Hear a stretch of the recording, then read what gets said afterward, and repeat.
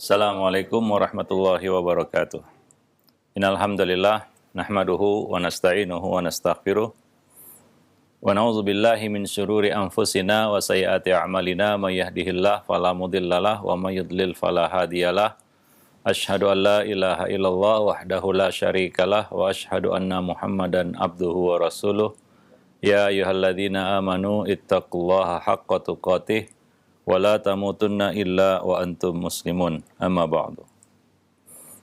Para pemirsa dan para pendengar Radio Roja dan Roja TV, kaum muslimin dan muslimat, rahimani wa rahimakumullah. Alhamdulillah, segala puji hanyalah milik Allah Rabb semesta alam. Salawat dan salam atas Nabi kita Muhammad sallallahu alaihi wasallam, atas keluarga beliau, sahabat-sahabat beliau, dan siapa saja yang meniti sunnah beliau sampai hari kemudian. Para pemirsa dan para pendengar yang dimuliakan Allah, pada kesempatan pagi ini kita kembali melanjutkan pembahasan buku Mencetak Generasi Rabbani. Kita sampai pada bab pendidikan jasmani dan kesehatan anak. Kita akan membahas poin ke-7 di dalam bab ini, yaitu segera berobat. Ya, tentunya manusia tidak lepas dari kondisi sakit. Nabi mengingatkan kepada kita, khudz min sihatika qabla saqamik. Ambillah masa sehatmu, pergunakan masa sehatmu sebelum datang masa sakit. Artinya ada kondisi, waktu, momen di mana kita sakit. Ya, para nabi dan rasul juga sakit. Bahkan ada nabi yang diuji dengan sakit, dengan penyakit, yaitu Nabi Ayub. Jadi sesuatu yang pasti terjadi di dalam kehidupan kita. Nah, apa yang kita lakukan jika ya buah hati kita atau anak kita menderita sakit? Ya, tentunya anak-anak kadang-kadang dia tidak mengerti berobat. Dia hanya bisa mengeluh, mengaduh. Maka di sini kewajiban terletak di pundak orang tua untuk segera membawa anak untuk berobat. Nah, di sini kita kembali kepada hukum berobat. Ya, apa hukum berobat? Ya, sebagian ulama mengatakan bahwa hukum berobat ini mubah. Ya, hukum berobat itu mubah. Tapi tentunya tidak semua penyakit hukum berobat itu mubah. Ada penyakit-penyakit yang kita wajib berobat karena akan membawa kita kepada kebinasaan, kematian. Ya, maka harus berobat. Ya, tidak tepat di situ dikatakan, wah, saya tidak perlu berobat karena berobat itu hukumnya mubah. Nah, di sana ada hukum berobat, hukumnya menjadi satu yang mustahab. Apabila kita terhambat, terhalang dari banyak kebaikan dengan penyakit itu.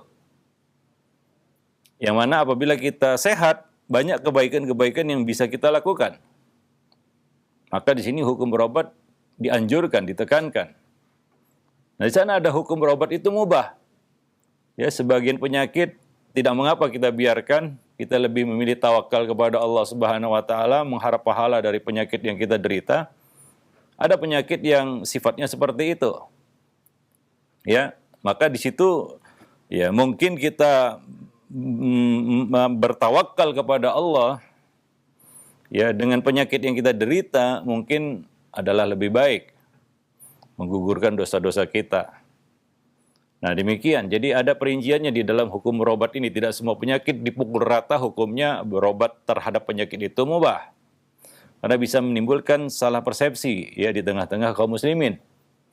Ya, nah demikian. Misalnya kita katakan tangan kita terluka, darah mengucur, lalu kita biarkan, saya tidak perlu berobat, biarkan saja. Ini bisa berujung kepada kematian. Ya, para pemirsa dan para pendengar yang dimuliakan. Lebih-lebih lagi, apabila yang sakit itu bukan diri kita, anak kita, dia punya hak ya untuk disembuhkan dari penyakitnya. Sementara dia makhluk yang lemah, anak kecil yang tidak mengerti, tidak bisa kita katakan, nak, sabarlah, hukum berobat itu mubah, tawakal kepada Allah, itu tidak tepat. Ya, nah demikian. Maka segera bawa anak yang menderita sakit itu untuk berobat. Karena anak-anak apabila dibiarkan sakitnya itu bisa menghambat perkembangan tubuhnya, perkembangan jasmaninya. Nah, ini akan menyebabkan kerugian dan akan menimbulkan penyakit-penyakit lainnya, kelemahan-kelemahan pada tubuhnya, pada fisiknya. Kalau dibiarkan dia menderita sakit terus-menerus. Ya, misalnya anak sakit gigi dibiarkan, maka ini bisa menghancurkan seluruh giginya, mungkin akan merembet kepada gigi-gigi yang lain hingga akhirnya mungkin dia tidak memiliki gigi yang sempurna. Ya, dan ini tentunya sangat menyulitkannya dan menyakitkannya. Maka periksalah ya kesehatan anak kita dan segera berobat apabila dia sakit. Jangan biarkan sakitnya berlarut-larut ya sehingga semakin parah. Dan fisik anak pun menjadi lemah karenanya. Ya lebih-lebih lagi aktivitas dia menuntut ilmu jadi terganggu. Ya, nah ini akan menyebabkan kerugian ketika dia beranjak dewasa. Dan juga di samping itu, ya di samping itu kita perlu mengarahkan anak agar bersikap ridho, sabar, dan memohon kesembuhan, minta kesembuhan kepada Allah Subhanahu wa taala. Ya, nah demikian. Karena ini adalah ujian, ini adalah musibah yang harus dihadapi dengan sabar. Jadi ya, di sini juga ada momentum kita untuk menanamkan tawakal, ridha, sabar, ya, dan bermohon, berdoa kepada Allah Subhanahu wa taala dikala menghadapi situasi seperti itu, ya. Nah, demikian. Dan Islam adalah agama yang sangat peduli pada kesehatan dan kesembuhan dari penyakit. Maka dari itu ada di dalam sunnah Nabi yang disebut Tibbun Nabawi, pengobatan ala Nabi. Ini menunjukkan bahwa Allah menginginkan dari kita kesehatan, sehat. Allah tidak menghendaki kita untuk jatuh sakit, tapi kadang-kadang kita yang melanggar hingga kita jatuh sakit.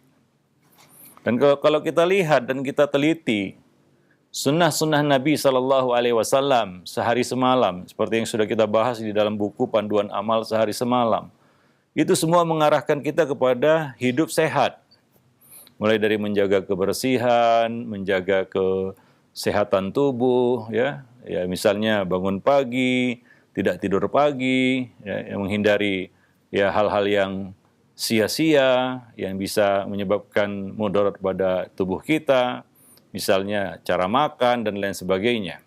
Ya, kita dilarang minum berdiri, itu ada alasannya. Ya, ada manfaatnya. Jadi Islam ya terlebih lagi sunnah Nabi itu mengarahkan kita untuk hidup sehat. Nah, demikian, ya. Nah, dan Nabi juga mengatakan likulli da'in dawaun fa idza usiba dawa'ud da'i bara'a bi idznillah. Setiap penyakit ada obatnya. Jika obat ya, tersebut mengenai penyakit tersebut, seseorang akan sembuh dengan izin Allah Subhanahu wa taala. Ya, maka berobat itu merupakan salah satu bentuk ikhtiar. Ya, ikhtiar yang lain berdoa kepada Allah Subhanahu wa taala, berharap kesembuhan kepada Allah Subhanahu wa taala. Selebihnya kita bertawakal, ya memasrahkan urusan kepada Allah apa yang terbaik ya bagi kita. Nah, demikian ya. Ini suatu hal atau perkara yang selalu kita hadapi di dalam kehidupan. Nah, jadi anak-anak yang memang terdidik dari kecil untuk bisa sabar ketika sakit ya dan mengerti kita katakan ikhtiar untuk berobat, mau berobat. Sebagian anak susah ya dikasih minum obat dia nggak mau ya, dan ya demikian. Jadi ini perlu kita katakan ditanamkan ya dari kecil ya. Nah, demikian. Wallahu a'lam bishawab. Dan tentunya ini adalah kewajiban orang tua ya, karena orang tua yang punya tanggung jawab ini. Seperti yang kita sebutkan tadi, anak nggak mengerti berobat ya, orang tualah yang punya kewajiban itu ya. Jangan membiarkan anaknya sakit berlarut-larut sehingga yang menyebabkan kerugian bagi si anak tersebut. Usamah bin Syarik menceritakan, aku pernah berada di sisi Nabi SAW. Lalu orang-orang Badui datang dan berkata, wahai Rasulullah, apakah kami mesti berobat? Maka beliau menjawab, na'am, tadawu ibadallah, fa innallaha azza wa jalla lam yunzil da'an illa anzala lahu shifaan ghayra da'in wahidin. Qalu wa ma huwa? Qala al-haram. Ya, maka Nabi menjawab, iya, berobatlah kalian, wahai hamba-hamba Allah. Ya, sungguh Allah Subhanahu wa taala tidak menurunkan suatu penyakit kecuali Allah juga menyediakan obatnya. Kecuali satu penyakit. Para sahabat bertanya, apa itu ya Rasulullah? Nabi menjawab, penyakit pikun. Ya, nah penyakit pikun ini nggak ada obatnya. Ya, karena yang sakit ataupun yang tercabut, anugerah di situ adalah akal. Ya, nah maka tidak ada kita katakan obatnya itu. Orang gila bisa sembuh, tapi orang pikun nggak bisa sembuh. Padahal sama-sama yang diserang adalah otak. Maka Nabi mengatakan di sini penyakit yang tidak bisa sembuh dan tidak ada obatnya itu pikun. Sampai sekarang, ya sangat canggih ya kita katakan teknologi kedokteran hari ini. Tapi belum ada formula yang bisa menyembuhkan orang dari penyakit pikun. Ya, penyakit gila, junun, ada yang sembuh dari penyakit gila dengan terapi dan lain sebagainya, treatment yang dilakukan oleh para dokter ataupun tenaga medis itu bisa sembuh.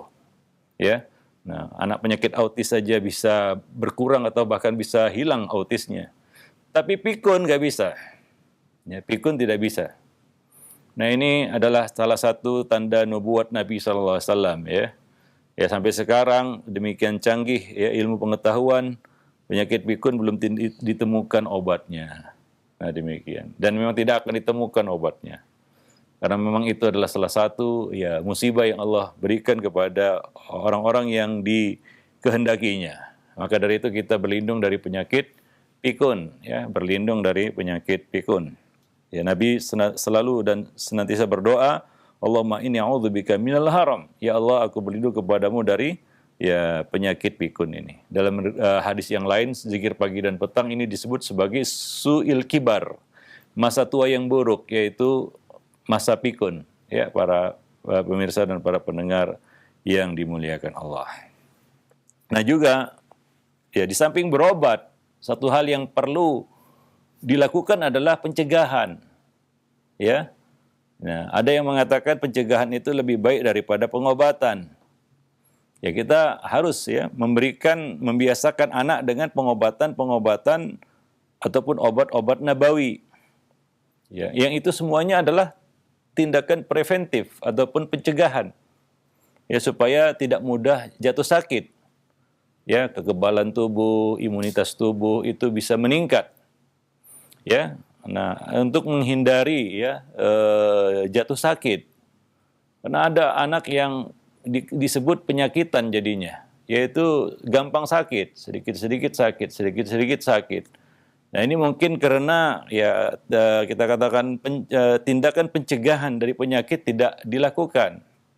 Misalnya ya obat-obatan nabawi, madu misalnya, habatus sauda, ya kemudian minyak zaitun dan obat-obat herbal lainnya ya. Nah demikian ya sebelum mungkin kita memutuskan untuk membawanya ke dokter atau ke rumah sakit, sebab pengobatan nabawi itu ada berkah di situ ya, dan tidak memiliki efek samping ya. Di samping ya dari sisi yang lain biayanya tentunya lebih ringan ya jika dibandingkan dengan pengobatan-pengobatan ya medis ya di rumah sakit tentunya ya.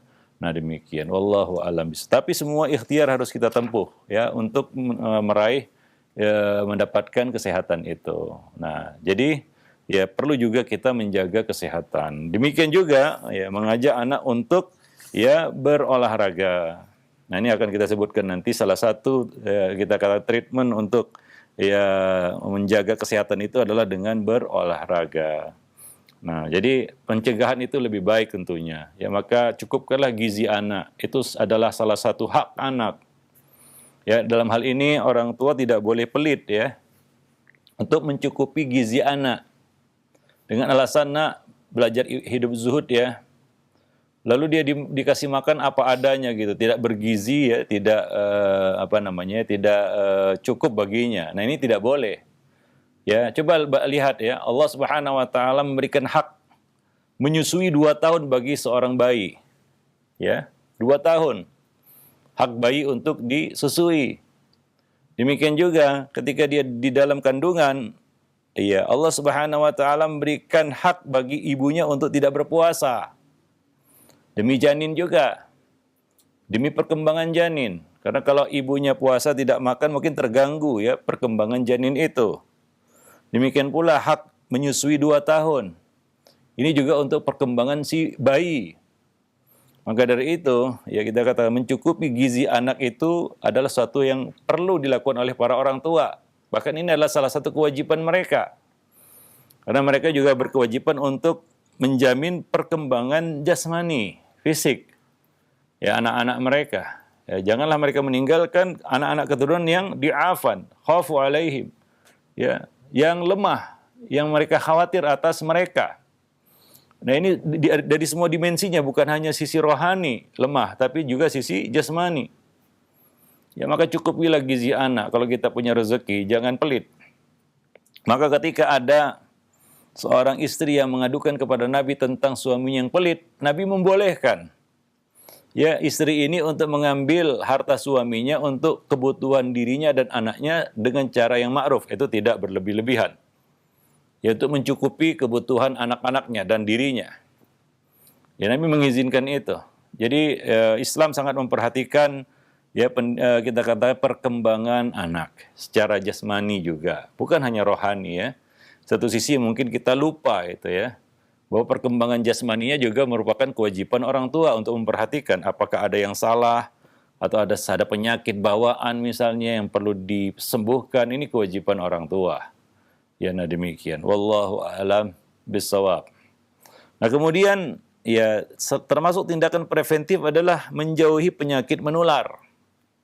Ya tempat-tempat yang membahayakan anak. Seperti hari ini ya kita tahu kita sedang diuji Allah dengan pandemi global yaitu COVID-19 sampai sekarang belum kelar-kelar.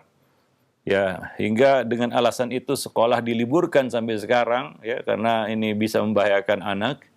Ya maka ya untuk di beberapa masjid bahkan dibuat seruan himbauan untuk tidak membawa anak-anak ke masjid dulu ya karena sedang ya wabah ya virus COVID-19. Nah ini salah satu tindakan ya untuk menjauhi anak dari penyakit menular yang bisa ya membahayakannya juga tentunya. Ya jangan bawa anak ya mengunjungi kaum kerabat atau teman yang terkena penyakit menular. Ya, nah misalnya ada orang yang sedang isolasi mandiri karena COVID misalnya, maka jangan bawa anak. Maka di sebagian rumah sakit itu ada peraturan, ada himbauan tidak membawa anak-anak, ya terutama balita di bawah 5 tahun ke rumah sakit. Karena mungkin di sana sarang virus, banyak penyakit yang kalau kita bawa anak kita ke sana itu bisa tertular. Nah demikian, ya. Jadi jangan membahayakan si anak.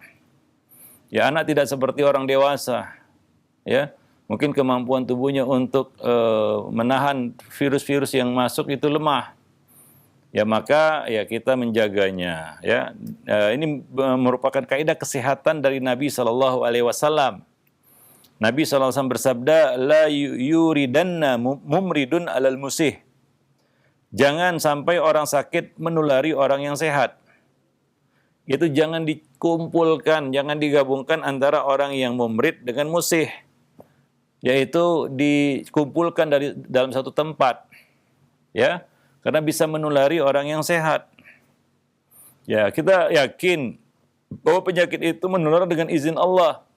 Tapi kita juga harus berikhtiar menjauhi hal-hal yang bisa menyebabkan penularan penyakit tersebut. Ya, nah kita dan dengan keyakinan bahwa kalaupun menular ataupun kita terkena itu dengan izin Allah Subhanahu wa taala, kita tidak terkena juga dengan izin Allah Subhanahu wa taala. Nah demikian, tapi ikhtiar harus tetap dilakukan. Maka Nabi mengatakan, ya la yuridanna mumridun ala musih. Jangan digabungkan, dikumpulkan orang yang sehat dengan orang yang sakit. Nah demikian. Ada hadis yang mengatakan tidak ada penularan ya dan lain sebagainya. Itu berkaitan dengan keyakinan seseorang bahwa penyakit itu tidak menular dengan sendirinya. La adwa wala tiarata ya wala hama wala, itu berkaitan dengan keyakinan bahwa penyakit itu bukan menular dengan sendirinya, tapi ada yang menggerakkannya, ada yang mengaturnya, ada yang memerintahkannya, yaitu Allah Subhanahu wa taala. Maka penyakit itu menular dengan izin Allah, karena penyakit itu juga kita tidak bisa lihat. Virus misalnya yang sangat kecil, kita nggak bisa lihat bagaimana dia berpindah ke badan orang lain. Itu semua dengan izin Allah Subhanahu wa taala, ya. Nah, demikian. Maka kita ya berkeyakinan bahwa penularan itu adalah kehendak Allah, takdir Allah Subhanahu wa taala. Tapi ya tentunya kita tidak boleh melupakan ikhtiar. Salah satu bentuk ikhtiar adalah tidak menggabungkan antara orang yang sakit dengan orang yang sehat. Wallahu a'lam bishawab. Nah, misalnya di dalam rumah ya, satu anak kita sakit, maka mungkin perlu diisolasi. Jangan digabung anak yang sehat dengan anak yang sakit. Yang menyebabkan semua satu rumah akhirnya terkena sakit. Ya, cukup satu saja yang sakit, yang lainnya jangan ikut-ikutan sakit tentunya, ya. Nah, caranya bagaimana? Nabi mengatakan jangan digabung orang yang sehat dengan orang yang sakit. Wallahu a'lam bishawab. Karena ya kecuali ketidakmampuan ya, mungkin cuma tersedia satu ruangan ya, kalau bisa dipisah ya. Nah, demikian. Ya, supaya atau dikhususkan diisolasi anak yang sedang sakit sehingga tidak menulari anak lainnya yang sehat ya. Nah, demikian. Wallahu a'lam bishawab. Baik. Nah, itu beberapa kita katakan langkah-langkah kita untuk ya menjaga kesehatan anak dan menghindari sakit. Kalau sakit segera berobat. Nah, kemudian mencegah itu lebih bagus daripada mengobati. Dan ikhtiar untuk menghindari penyakit itulah suatu yang dianjurkan juga di dalam Islam. Wallahu a'lam bishawab. Baik. Nah, kemudian salah satu bentuk ya kita katakan usaha ikhtiar, bentuk ikhtiar untuk menjaga kesehatan adalah ya di samping menjaga makan, berkaitan dengan makan yaitu sudah kita bahas atau nanti akan kita bahas ya. Satu sisi lagi yang perlu kita perhatikan dalam menjaga kesehatan adalah berolahraga. Ya. Karena mager itu mendatangkan mudarat penyakit, malas gerak istilahnya ya, mager, malas gerak. Karena malas itu memang membawa mudarat, melemahkan akal, melemahkan tubuh, melemahkan semangat, ya, membuang-buang waktu, ya, menyia-nyiakan kesempatan. Itu kita katakan efek buruk, dampak buruk dari penyakit malas. Ya, maka ajak anak juga untuk berolahraga dan bermain ketangkasan. Ajalah anak kita berolahraga.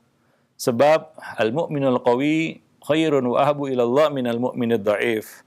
Muslim yang kuat lebih dicintai Allah daripada muslim yang lemah. Ya, nah demikian. Kalau makan mungkin nggak perlu disuruh manusia itu. Nggak disuruh makan dia. Tapi olahraga belum tentu. Ya, disuruh olahraga belum tentu dia mau berolahraga.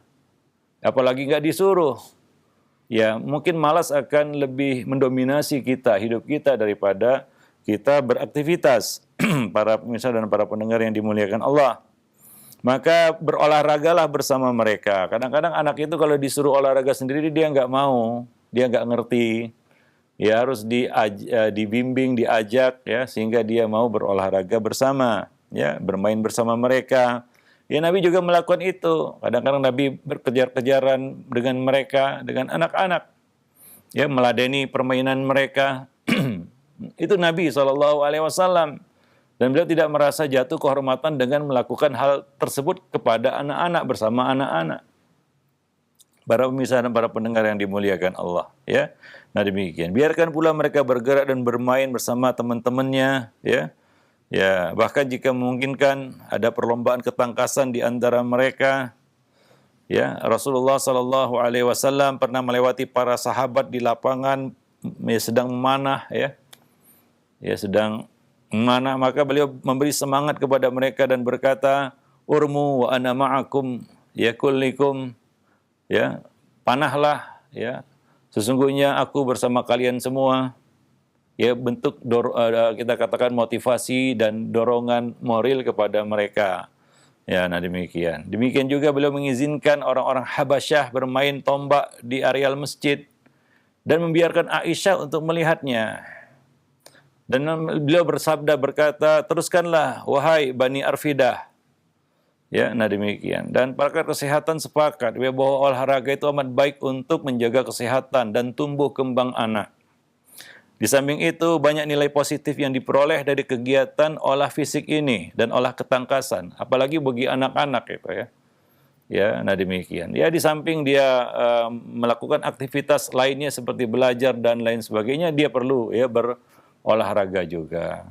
Nah, Nabi juga berolahraga bersama istri, ya, lomba lari bersama Aisyah, itu ya bermain gulat bersama para sahabat, ya, berkuda dan ya kita katakan olahraga-olahraga yang sifatnya ketangkasan, ada nilai kita kesehatan di situ.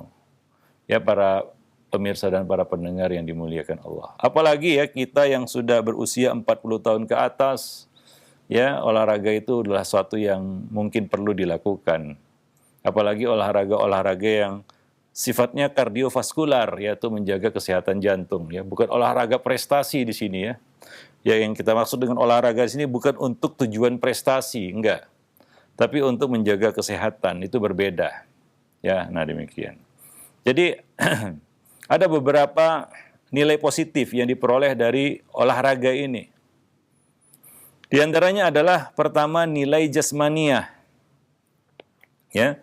Permainan olahraga atau kita kata olahraga yang dilakukan secara efektif dan benar, tepat, sesuai dengan porsinya, proporsional, itu akan membantu pertumbuhan otot-otot anak. Dan kemudian anak juga akan belajar berbagai keterampilan, ya, ketangkasan di situ. Ya, refleksnya bagus kan begitu ya. Ya, mekanikalnya juga bagus karena dia berolahraga. Ya, dan cenderung imunitas tubuhnya akan meningkat.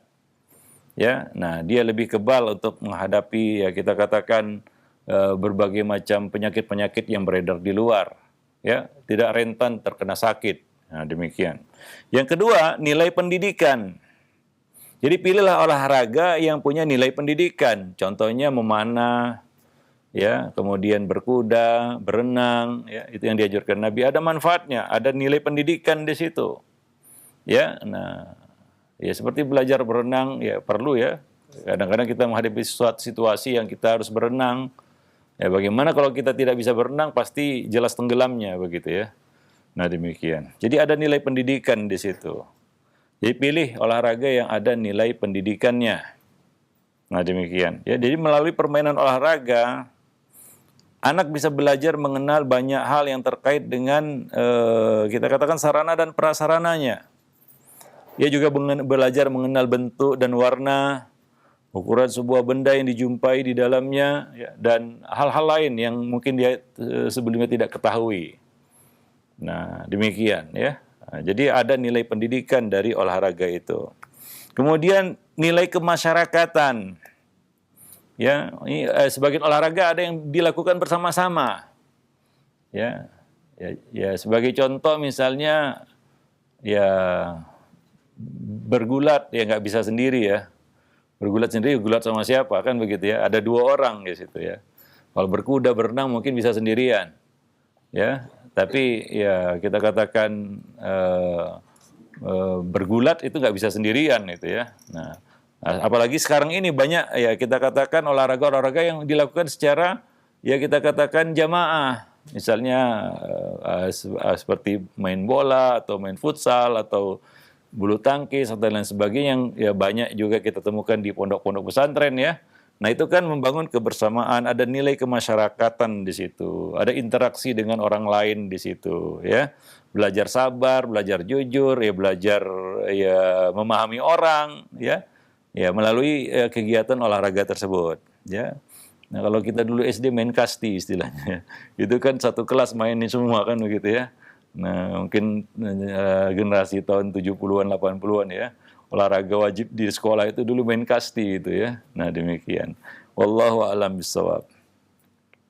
Nah, jadi melalui permainan ketangkasan dan olahraga ini anak juga belajar bagaimana membangun hubungan sosial dengan orang lain. berinteraksi dengan masyarakat secara baik, ya. Dia juga dapat bekerja sama dan bergaul dengan orang-orang dewasa, ya, bagaimana cara memberi dan menerima, ya, berbagi, ya. Ada nilai kemasyarakatan di situ. Taib. Kemudian yang berikutnya, yang keempat, nilai akhlak. Jadi melalui olahraga bangunlah akhlak juga. Anak belajar dasar-dasar konsepsi tentang salah dan benar.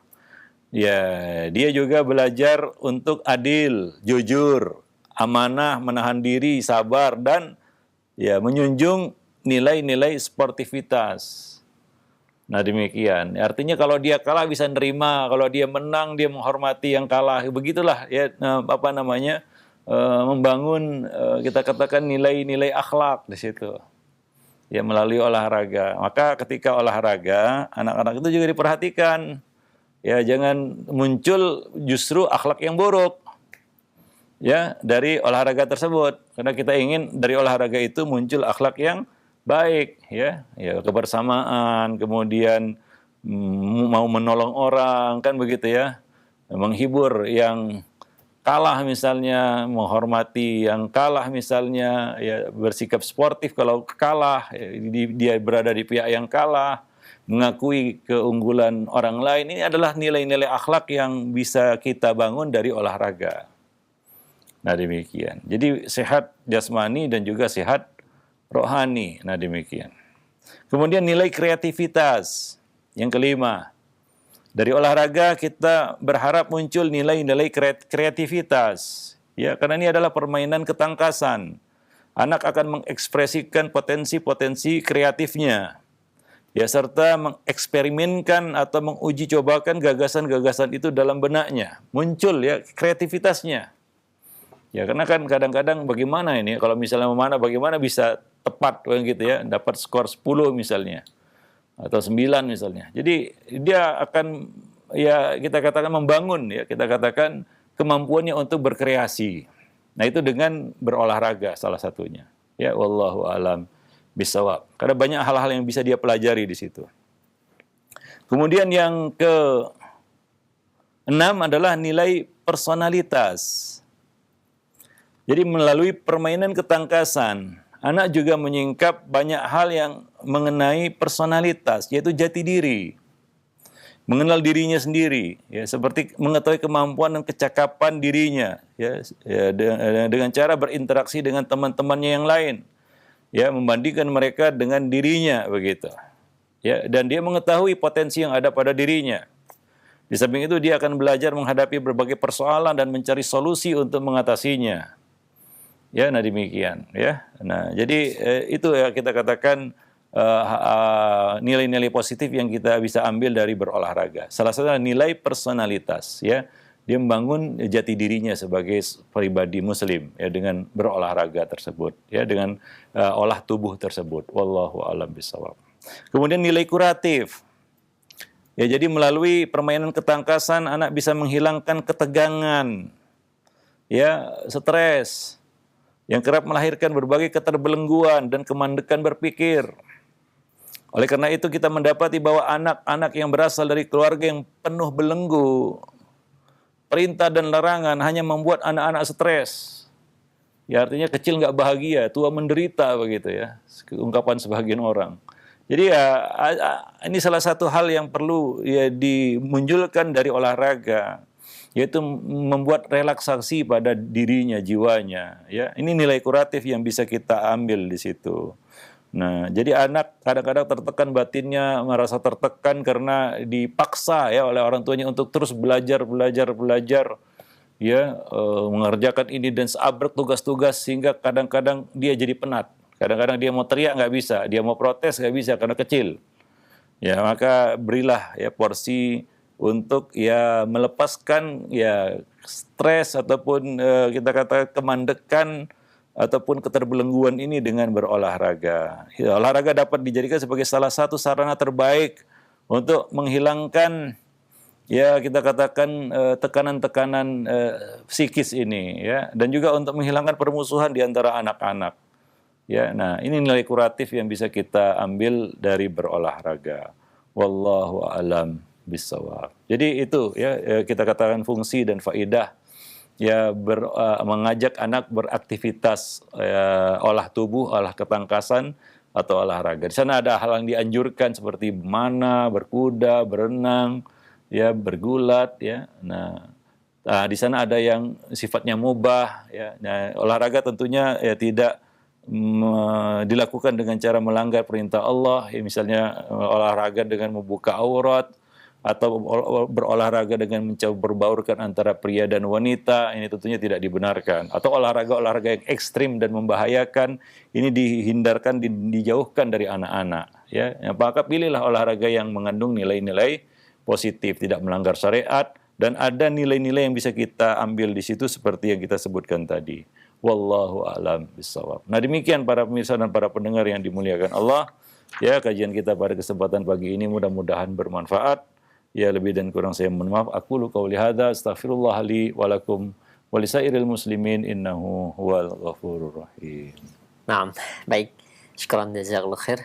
Barakallahu fiik kepada Ustaz yang sudah memberikan penjelasan dari materi pembahasan pendidikan kesehatan dan pendidikan olahraga dan kesehatan anak yang mudah-mudahan memberikan faidah bagi kita semua para orang tua, dan tentunya kita berdoa juga kepada Allah Subhanahu wa taala memberikan kesehatan kepada kita sebagai orang tua dan kepada anggota keluarga kita, anak-anak kita. Baik, untuk selanjutnya kami buka sesi interaktif, sesi soal jawab. Bagi Anda sekali lagi yang ingin bertanya, Anda bisa mengirimkan pertanyaan melalui layanan pesan singkat atau SMS. Baik, yang pertama Ustadz, ada pertanyaan dari hamba Allah yang berada di Bogor. Assalamualaikum warahmatullahi wabarakatuh. Ya, Ustadz, berangkat dari penjelasan mengenai pada zaman dahulu masjid pernah dipakai untuk latihan ketangkasan dan bela diri. Apakah kita pada zaman ini boleh masjid itu dijadikan untuk berlatih bela diri atau ketangkasan, yang tentunya di situ pasti ada suara-suara berisik, Ustaz? Mohon penjelasan dan nasihatnya. Ya, tentunya yang dilakukan oleh Nabi itu tidak pada waktu ibadah, ya. Ya, seperti membiarkan Bani Arfidah bermain tombak di masjid, itu bukan pada waktu ibadah, ya, mungkin pada waktu kosong antara subuh dan zuhur, itu waktunya panjang, ya, mungkin pada waktu-waktu seperti itu, bukan pada waktu-waktu sedang kita katakan sibuk beraktivitas ibadah. Ya, ini akan bisa mengganggu ibadah, sholat di sini. Ya, tentunya ini adalah tujuan utama dibangunnya masjid, itu untuk sholat. Maka jangan sampai mengganggu aktivitas utama masjid. Itu dia yang pertama.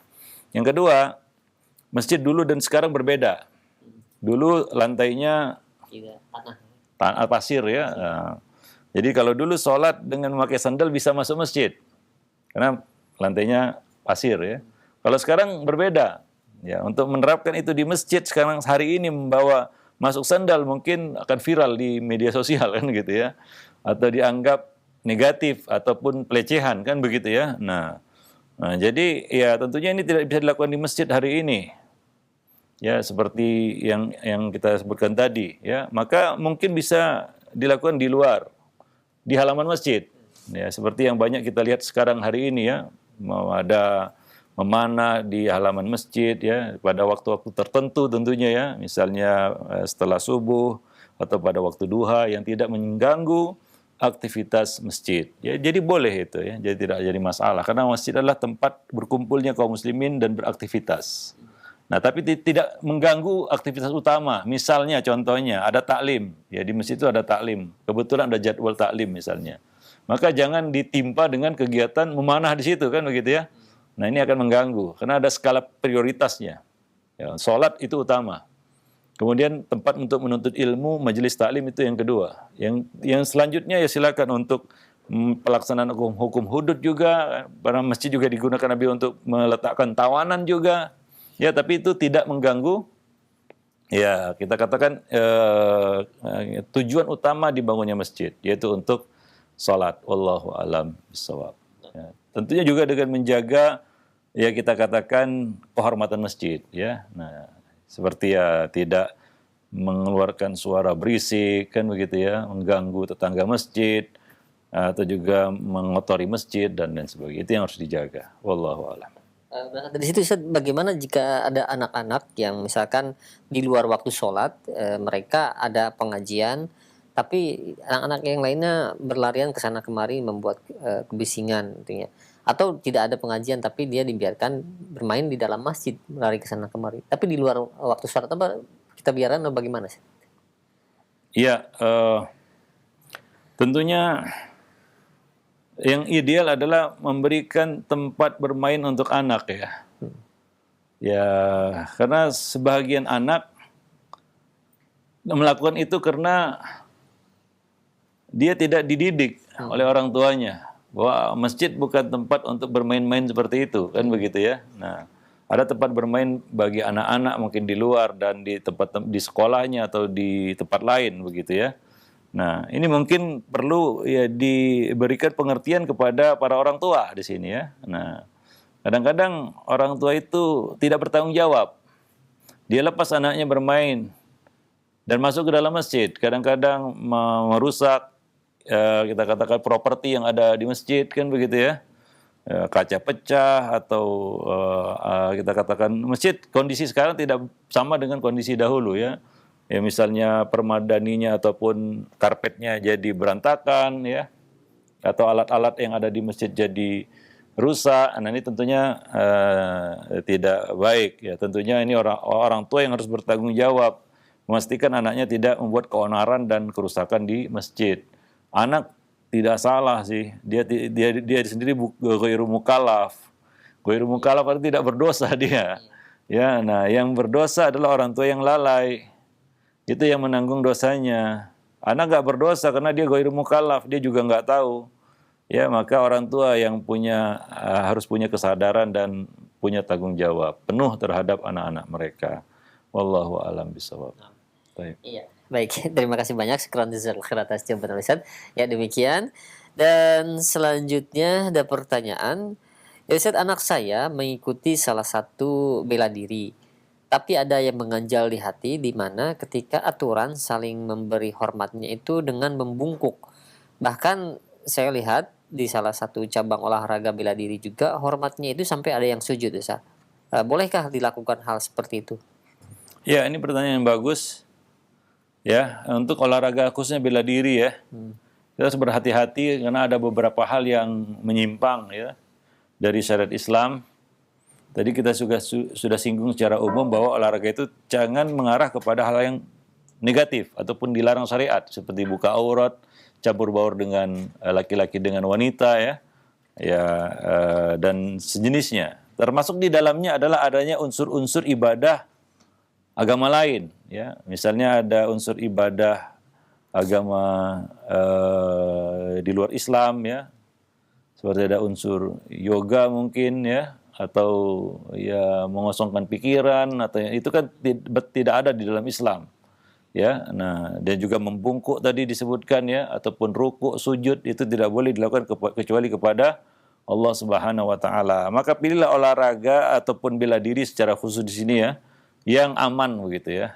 Nah, mungkin ada beberapa jenis-jenis bela diri yang aman untuk dilakukan ataupun diajarkan kepada anak-anak. Atau ya kita katakan pilih guru-guru bela diri yang ngerti. Ya sehingga dia men-skip ataupun membuang kita katakan tradisi-tradisi yang tidak sesuai dengan Islam ini, ya. Nah, dan juga pilih olahraga yang bela diri yang memang efektif. Ya kalau Nabi ya pilih gulat kan begitu ya. Karena tidak menjadikan wajah sebagai sasaran, ya kepala sebagai wajah sebagai sasaran ya. Nah, kalau tinju misalnya ya jadi sasaran kan wajah kan begitu. Nah, mau nggak mau bagaimana tinju yang dipukul badan begitu. Jadi yang aman begitu ya. Nah, seperti ya, contohnya tadi ya gulat ya. Nah, wrestling atau jenis-jenisnya yang itu bermanfaat bagi anak. Nah, demikian. Wallahu a'lam bishawab ya. Dan ya di sini diharapkan bela diri itu jauh dari unsur-unsur apalagi unsur syirik ya. Misalnya tenaga dalam, memanggil jin ke dalam tubuh, ini jelas ya ini bertentangan dengan akidah Islam. Jadi justru berbahaya, sangat berbahaya. Bisa menyeretnya kepada syirik wal iyadzubillah. Maka pilih bela diri yang aman, Nah, mungkin perlu berkonsultasi kepada orang-orang yang sudah pengalaman dalam bab ini ya. Nah, ya, bagaimana ya bela diri itu yang aman bagi seorang muslim kan gitu ya. Nah, aman juga bagi musuh gitu. Nah, karena dalam peperangan sendiri kita nggak boleh asal pukul wajah, merusak wajah ya.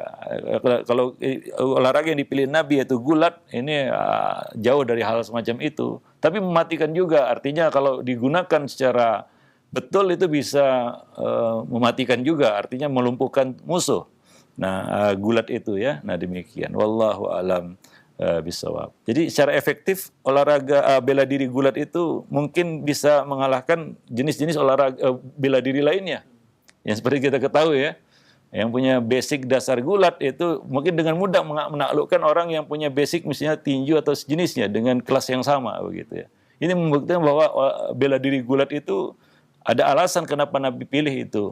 Nabi memilih itu. Nah, demikian. Wallahu alam bisawab. Nah, juga ini ya, di skip ya, dihilangkan ya, ya kita katakan hal-hal yang ya berbau ya kita katakan mistis ya, seperti pakai tenaga dalam, pakai penyembahan, ya, pakai ruku dan sujud kepada manusia. Nah, ini yang harus di skip, dibuang gitu ya. Nah, demikian. Wallahu a'lam bishawab. Baik. Ya. Baik, syukran jazakallahu khair atas jawaban Ustaz. Demikian ya untuk jawabannya. Mudah-mudahan nasihat bermanfaat untuk kita semua bagi orang tua yang bisa memilihkan untuk anak-anaknya bela diri yang tepat. Baik, untuk selanjutnya ini ada pertanyaan dari Ibu Nur yang berada di Sukabumi. Ustaz, sudah 4 bulan anak saya meninggal. Saya ingin bertanya, apakah ada doa terbaik untuk anak saya yang saya doakan untuk anak yang meninggal di usia 4 tahun, Ustaz? Ya, yang pertama sabar ya. Ini musibah. Kita berdoa Allahumma ajurni fi musibati wa akhlif li khairan minhu. Ya Allah, berikan aku pahala dari musibah yang menimpaku dan gantilah dengan yang lebih baik darinya, seperti yang pernah menimpa salah seorang sahabat Talha bin Ubaidillah kan begitu ya. Kehilangan anaknya dan dia bersabar dan dia mendapatkan keturunan setelah itu yang jauh lebih berkah kan begitu. Jadi bersabar di sini ya. Bahwa semuanya dari Allah, innalillahi wa inna ilaihi rajiun. Allah yang memberi itu dan Allah yang mengambilnya. Ya, nah demikian. Tidak perlu kita larut dalam kesedihan. Tasdidul husni itu dilarang dalam Islam. Yaitu terus memperbaharui kesedihan, larut dalam kesedihan yang tidak berujung. Nah, itu tidak dibenarkan di dalam Islam ya. Maka itu bertentangan dengan ridho. Ya, setelah sabar tingkatan manusia muslim ketika menghadapi musibah, setelah sabar adalah ridho. Ya, ridho menerima itu. Dan ridho ini bedanya dengan sabar adalah ridho tidak akan mengurangi apapun ya dari ibadah dan kebaikan dan amal soleh kita. Ya, artinya dapat musibah maupun tidak dapat musibah itu tidak mempengaruhi ya ibadah kita, kebaikan kita, amal soleh kita ya. Nah, demikian. Tingkatan di atas itu syukur. Ya, kita menambah ibadah, menambah kebaikan, amal soleh setelah dapat musibah. Nah, demikian. Itu tingkatan muslim di dalam menghadapi musibah. Sabar, ridha dan syukur. Wallahu alam. Ya, mudah-mudahan Allah memberikan ganti yang lebih baik dan menjadikan itu sebagai tabungan pahala bagi kita ya di hari kemudian kelak dan menjadi sebab ya kita terhalang dari neraka dan dimasukkan ke dalam surga. Wallahu a'lam bishawab. Ya, baik, terima kasih banyak. Syukran jazakallahu khair atas jawaban dan nasihat Al-Ustaz. Demikian, dan selanjutnya ada pertanyaan. Ya Ustaz, kami memiliki 2 anak sepasang, yaitu perempuan dan laki-laki. Namun untuk yang kakaknya perempuan itu cenderung lebih galak kepada adiknya, Ustaz. Mohon nasihatnya atau kiat-kiatnya supaya anak bisa dididik berbuat baik kepada saudaranya di masa kecil tersebut. Ya, pertama yang harus kita soroti adalah keadilan orang tua ya. Ya, kadang-kadang itu adalah reaksi dari aksi kita sendiri. Mungkin kita kurang adil atau belum memberikan rasa keadilan. Mungkin kita memberikan perhatian lebih kepada yang kecil. ya, atau mengurangi jatah yang besar. Dan dia terasa itu, hingga reaksinya adalah seperti itu. Ya, nah itu yang pertama. Coba lihat sisi keadilan kita, beri rasa keadilan di antara anak-anak. Yang kedua, pengaruh luar. Ya, pengaruh luar. Ada yang dia contoh di sini. Ya, sebagian orang itu punya perilaku yang menyimpang di rumah itu ketika dia berinteraksi dengan teman-temannya di luar. Dia lihat temannya di luar itu galak sama adiknya, gitu ya. Maka dia tiru di rumah. Ya. Dia jadikan itu sebagai eksperimen. Bagaimana rasanya galak sama adik kan begitu. Nah maka coba lihat ini, telusuri ini. Mungkin ada yang dia contoh di luar. Ya. Kemudian yang ketiga, kurangnya rasa kasih sayang yang kita berikan ke dalam hatinya. Sentuh anak itu dengan kasih sayang. Ya kita baru nulis satu buku yang berjudul Mendidik Anak Tanpa Amarah ya. Bahwa amarah itu mencabut kasih sayang. Ya, nah dengan kasih sayang ya amarah itu akan hilang. Kadang-kadang kita mengajari anak itu galak, marah, suka marah-marah itu karena kita yang melakukannya, kita yang menyontohkannya. Kita marah sama anak itu secara tidak langsung kita mengajarinya untuk jadi seorang pribadi yang pemarah, temperamental, emosional. Dari mana dia belajar? Dari orang tuanya sendiri. Orang tuanya suka marah-marah. Sehingga anak ini juga terikut, dia akan lihat itu. Ya, nah demikian. Ya, nah yang lebih buruk lagi, ada satu keluarga tradisi marah-marah itu sudah jadi tradisi keluarga. Ya, itu yang paling buruk ya. Nah, yang lebih buruk lagi dari itu adalah, ya anak itu marah tanpa sebab. Nah ini perlu diperiksakan kesehatan jiwanya juga kan begitu ya. Nah lebih-lebih lagi kalau yang lakukan itu adalah orang tuanya, ya marah-marah tanpa sebab. Ya, karena mungkin hanya orang gila yang marah tanpa sebab, gitu ya. Nah demikian. Jadi yang perlu kita manage, yang perlu kita kelola, bagaimana kita bisa mengendalikan marah. Karena orang itu galak ketika marah, ya. Gak mungkin ketika dia mencurahkan kasih sayang galak begitu ya. Gak mungkin, kita gak kebayang juga sama kita. Orang yang mencurahkan kasih sayang dia galak begitu. Biasanya orang galak itu ketika apa?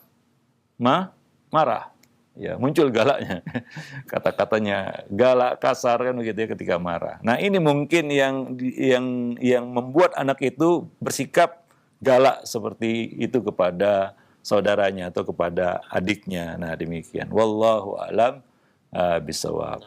Nah mungkin juga ada faktor lain yaitu faktor pembawaan lahir ya.